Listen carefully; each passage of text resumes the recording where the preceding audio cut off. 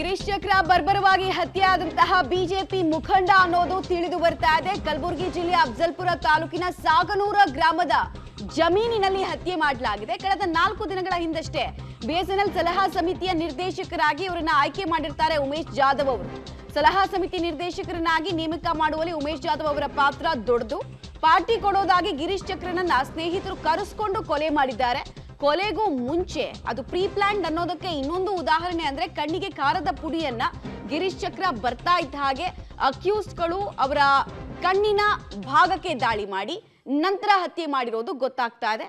ಅತ್ಯಂತ ಭೀಕರವಾಗಿ ಕೊಲೆಯಾಗಿ ಹೋಗಿದ್ದಾರೆ. ಬಿಜೆಪಿಯ ಸಂಸದ ಡಾಕ್ಟರ್ ಉಮೇಶ್ ಜಾಧವ್ ಅವರ ಬಲಗೈ ಬಂಟನಂತೆ ಕೆಲಸ ಮಾಡ್ತಾ ಇದ್ದಂತಹ ಹಾಗೂ ಅವರ ಸಪೋರ್ಟರ್, ಅತಿ ದೊಡ್ಡ ಸಪೋರ್ಟರ್ ಆಗಿದ್ದಂತಹ ಗಿರೀಶ್ ಚಕ್ರ ಅನ್ನೋದು ಗೊತ್ತಾಗ್ತಾ ಇದೆ. ಹತ್ಯೆಯ ಭೀಕರತೆಗೆ ಇಡೀ ಕಲಬುರಗಿ ಜನ ಕೂಡ ಬೆಚ್ಚಿ ಬಿದ್ದಿದ್ದಾರೆ. ಲೋಕಸಭೆ ಚುನಾವಣೆ ಸನ್ನಿಹಿತವಾಗಿರ್ಬೇಕಾದ್ರೆ ಇಂಥದೊಂದು ಕೊಲೆ ಕಲಬುರಗಿಯಲ್ಲಿ ನಡೆದಿರೋದು ಸಹಜವಾಗಿ ನಾನಾ ಅನುಮಾನಕ್ಕೂ ಕೂಡ ಕಾರಣ ಆಗ್ತಾ ಇದೆ.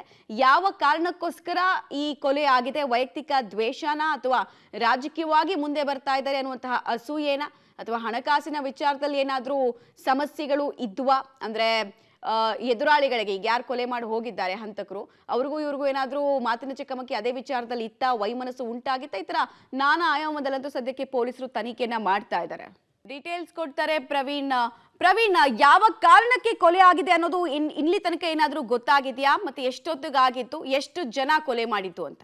ಮಮತಾ, ನಿನ್ನೆ ರಾತ್ರಿ ಕಲಬುರಗಿ ಅಫಜಲ್ಪುರ್ನ ಸಾಗನೂರು ಗ್ರಾಮದಲ್ಲಿ ಈ ಒಂದು ಕೊಲೆ ನಡೆದಿದ್ದು ಪ್ರಮುಖವಾಗಿ ಹಣಕಾಸಿನ ವಿಷಯಕ್ಕೆ ಸಂಬಂಧಪಟ್ಟಂತೆ ಅದೇ ಗ್ರಾಮದ ಸಾಗನೂರು ಗ್ರಾಮದ ಸಚಿನ್ ಮತ್ತು ಹಾಗೂ ಸಂಗಡಿಗರಿಂದ ಈ ಒಂದು ಕೊಲೆ ನಡೆದಿರುವ ಬಗ್ಗೆ ಪೊಲೀಸರು ಅನುಮಾನ ಮತ್ತು ಸಂಶಯವನ್ನು ವ್ಯಕ್ತಪಡಿಸಿದ್ದಾರೆ. ಯಾಕಂದ್ರೆ ಗಿರೀಶ್ ಚಕ್ರ ಅಂದ್ರೆ ಕೊಲೆಗೂ ಮುನ್ನ ಏನಂದ್ರೆ ಸಚಿನ್ ಮತ್ತು ಆತನ ಸ್ನೇಹಿತರೆ ಈಗಾಗಲೇ ಅಂದ್ರೆ ಬಿಎಸ್ಎನ್ಎಲ್ ನಾಮನಿರ್ದೇಶನಗೊಂಡಿರುವ ಹಿನ್ನೆಲೆಯಲ್ಲಿ ತಮಗೆ ಪಾರ್ಟಿ ಕೊಡೋದಾಗಿ ಹೇಳಿ ಆತನನ್ನ ಗಿರೀಶ್ ನನ್ನ ಪುಸಲಾಯಿಸಿ ಅಲ್ಲೇ ಒಂದು ಪಕ್ಕದ ಜಮೀನಿಗೆ ಕರ್ಕೊಂಡು ಹೋಗಿದ್ರು.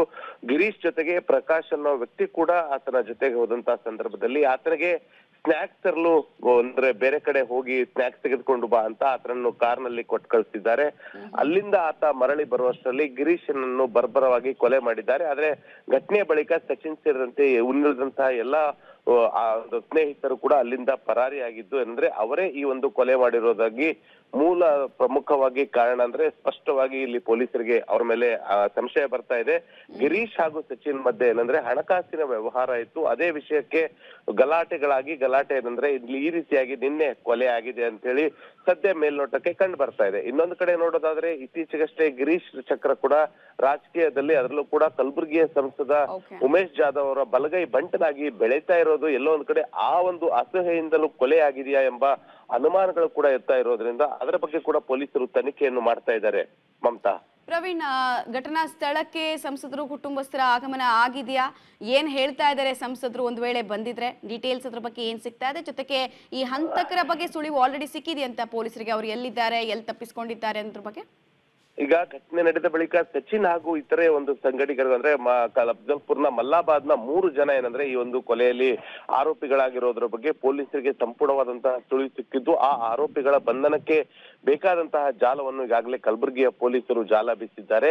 ಇನ್ನು ಆ ಒಂದು ಮೃತದೇಹವನ್ನು ಅಂದ್ರೆ ಕಲಬುರಗಿಯ ಮಾರ್ಚರಿಗೆ ತರಲಾಗಿದ್ದು ಇನ್ನು ಒಂದು ಅರ್ಧ ಗಂಟೆ 1 ಗಂಟೆಯಲ್ಲಿ ಕಲಬುರಗಿಯ ಸಂಸದರಾದಂತಹ ಉಮೇಶ್ ಜಾಧವ್ ಮತ್ತು ಹಾಗೆ ಅವರ ಪುತ್ರರಾದಂತಹ ಚಿಂಚೋಳಿಯ ಶಾಸಕ ಅವಿನಾಶ್ ಜಾಧವ್, ಯಾಕಂದ್ರೆ ಅವಿನಾಶ್ ಜಾಧವ್ ಹಾಗೂ ಗಿರೀಶ್ ಚಕ್ರ ಇಬ್ರು ಕೂಡ ಆತ್ಮೀಯ ಸ್ನೇಹಿತರು ಕೂಡ ಆಗಿದ್ರು. ಹೀಗಾಗಿ ಅವರಿಬ್ರು ಕೂಡ ಕಲಬುರಗಿಯ ಒಂದು ಶವಾಗಾರಕ್ಕೆ ಇನ್ನು ಅರ್ಧ ಗಂಟೆ ಅಥವಾ 9 ಗಂಟೆವರೆಗೂ ಕೂಡ ಆ ಒಂದು ಪಾರ್ಥಿವ ಶರೀರದ ದರ್ಶನಕ್ಕೆ ಬರ್ತಾ ಇದ್ದಾರೆ. ಮತ್ತು ಅದಾದ ಬಳಿಕ ಅವರ ಸ್ವಗ್ರಾಮ ಸಾಗನೂರಿನಲ್ಲಿ ಅಂತ್ಯ ಸಂಸ್ಕಾರ ಆಗುತ್ತೆ. ಆ ಅಂತ್ಯ ಸಂಸ್ಕಾರದಲ್ಲೂ ಕೂಡ ಭಾಗಿಯಾಗೋದಾಗಿ ತಿಳಿಸಿದ್ದಾರೆ. ಮಮತಾ, ರೈಟ್. ಧನ್ಯವಾದ ಪ್ರವೀಣ್.